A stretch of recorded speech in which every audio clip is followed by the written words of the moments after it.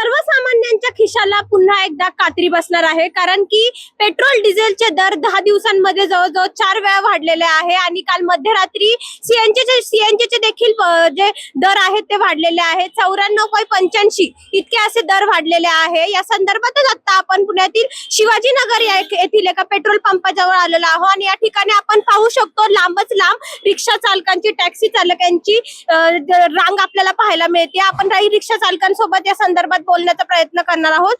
दादा, काय सांगाल? सीएनजीचे दर 2.5 रुपयांनी महागलेले आहेत. काय करणार? सरकारला कोण बोलणार आहे? गरीबाचं कोणाला पडले का? सगळे ते आपापले हे करणार आहेत. गरीब लोक मरतात लाईन मध्ये थांबून. त्यांना काय घेणं देणं नाही. दिवसभर उन्हात राबायचं, पॅसेंजर पैसे देत नाही, लाईनीत उभा राहायचं, जमलेले पैसे सगळे घालवायचे गॅसला. काय करायचं दुसरं? बायका पोरांचे पोट कसे भरायचे? दादा, आपण पाहतोय की 10 दिवसांमध्ये पेट्रोल डिझेलचे दर आहेत ना, जवळजवळ 4दा वाढलेले आहेत आणि सीएनजीचे पण वाढलेले आहेत. सीएनजीचे देखील वाढलेले आहे. असेच पैसे वाढत बसले तर सर्वसामान्य माणूस जगणार कसा? त्यांना म्हणाव द्या सगळ्यांना 10,000 रुपये महिन्याला पेन्शन, आम्ही बसतो घरी म्हणाव. नरेंद्र मोदींना घाला खड्ड्यात तिकडं. त्यांनी तर केलं सगळं वाटोळ देशाचं. देशावर मरणाचं कर्ज करून ठेवलंय, गरीबाला गरीब ठेवलंय, मोठ्याला मोठं केलंय त्यांनी.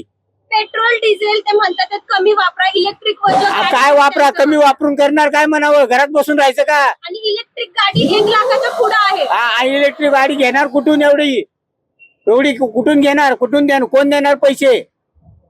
काय करणार? तो म्हणतोय जागेवर बसून सांगतोय हे करू नका, ते करू नका. त्याच्या बापाचं काय जातंय? सरकारला तुम्ही निवेदन देणार का या संदर्भात, दर कमी करण्यासंदर्भात? कमी करणारच नाही तो. अजून देशाची वाट लावल तो. काय कमी करणार नाहीये हे सरकार. असेच राहिले तर तुमची पुढची भूमिका काय असणार? काय करणार? चोऱ्या माऱ्या करायला लागल, माऱ्या करायला लागल आणि पोट भरायला लागल. दुसरं काय करणार आहे? हा, इमानदारीने कष्ट करून जर खाणाऱ्याला जर हे लोक सरकार असा त्रास देत असेल ना, तर मग माणूस गुन्हेगार बनणार ना. गुन्हेगारच बनणार. एखाद्याचा खून करणार, एखादा मारणार, एखाद्याकडनं पैसे उचलणार, काही करणार तो. जर सरकार जर व्यवस्थित सगळं केलं तर सगळे व्यवस्थित जगतील.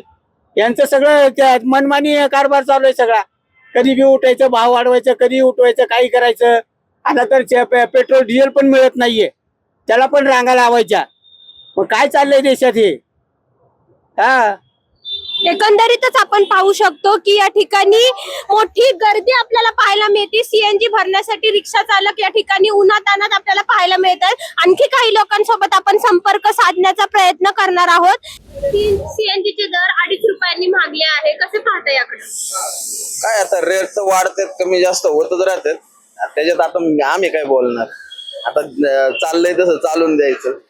सरकारला धारेवर घेतलंय नागरिकांनी, कारण दिवसांदिवस आपण म्हणतोय पेट्रोलचे दर वाढले, डिझेलचे वाढत आणि आता सीएनजीचे देखील वाढतायत. असं जर वाढत राहिले रेट तर सर्वसामान्य माणसांनी जगायचं कसं, हा प्रश्न निर्माण झालाय लोकांना. ते पण आहे, बरोबर आहे. पण आता जे चाललंय त्याच्यामध्ये काही चेंज होणार नाही. आता हे जे चाललंय ना, याच्यामध्ये अजून वाढत होणार, अजून वाढ होणारच आहे. हे आताच नाही, ते मागच्या 4-5 वर्षापासून हेच चाललेलं आहे. जेव्हा 55 रुपयांनी सीएनजी होतात त्याच्यानंतर ते वाढत गेलं, ते अजूनपर्यंत वाढतच चाललेलं आहे. यावर आता काय करणार तुम्ही लोक? दिवसेंदिवस असे वाढत गेले तर तुमच्या खिशाला कसं हे परवडणार? परवडायला आता फक्त सरकारने एकच काम केलं पाहिजे, दर जसे वाढवतात तसे लोकांचं पेमेंट पण वाढवलं पाहिजे. आता काय करणार? काय कोणाला बोलणार आम्ही? सरकारनं बोललं आपली प्रश्न सरकारी हे करत असतं ना. सरकारला बोलणार पण कोणाला बोलणार? तुम्ही या संदर्भात काय तुमचे कोणते अजून रिक्षा चालक असतील, या संदर्भात तुमचं झाले की निवेदन द्यायचं, रेट कमी झाले पाहिजे? रेट कमी झालीच पाहिजेत ना. तुम्ही या संदर्भात काय आंदोलन करणार? बघू, आता बघतो ना, विचारतो ना. परवडते का असे दिवसेंदिवस? आता नाही परवडत पण आता काय, पोट भरायसाठी काय ना काहीतरी करायला लागतं ना. नरेंद्र मोदी म्हणतात पेट्रोल डिझेल वापरणं कमी वापरा, तुम्ही त्या ठिकाणी इलेक्ट्रिक बाईक वापरा. मात्र इलेक्ट्रिक बाईकची किंमत 1 लाखाहून जास्त आहे. बरोबर आहे. मग कसं परवडणार ना सर्वसामान्य? नाहीच की परवडत. या संदर्भात काय केलं पाहिजे? काय नाही, याचे दर कमी केले पाहिजेत. किती होता दर? आता परत 98 रुपये झाला गॅस. हा, 54 रुपये झाला. पहिला किती होता? 56 रुपये होता. त्यानंतर आता परा 58 पर्यंत गेला. काय करायचं मग आता? असे जर रेट वाढत गेले तर सर्वसामान्य माणसाने जगायचं. सर्वसामान्य माणसाने आत्महत्या करायची, बाकी काही करायचं नाही. काय कष्ट तर करायलाच लागतात, त्याच्याबद्दल हेच नाही. वाढले किती वाढले रे ते भरायलाच लागणार एवढंच. काका काय सांगाल, सीएनजीचे दर 2.5 रुपयांनी महागले आहेत. दिवसांदिवस आपण पाहतोय 10 दिवसांमध्ये पेट्रोल डिझेलचे दर वाढलेले आहेत आणि आता काल मध्यरात्रीपासून सीएनजीचे देखील रेट आहेत ते वाढलेले आहेत. काय म्हणाल यावर? अहो पण हे सगळं सामान्य माणसावरती बोजा येतोय हो मॅडम. आणि मुख्यमंत्री साहेबांना आणि देवेंद्र फडणवीस साहेब आहेत ना, त्यांनी काहीतरी करायला पाहिजे.